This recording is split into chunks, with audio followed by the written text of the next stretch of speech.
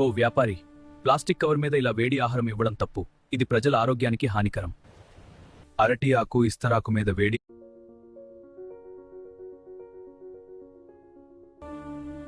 ఓ వ్యాపారి, plastic cover మీద ఇలా వేడి ఆహారం ఇవ్వడం తప్పు. ఇది ప్రజల ఆరోగ్యానికి హానికరం. అరటి ఆకు, ఇస్తరాకు మీద వేడి.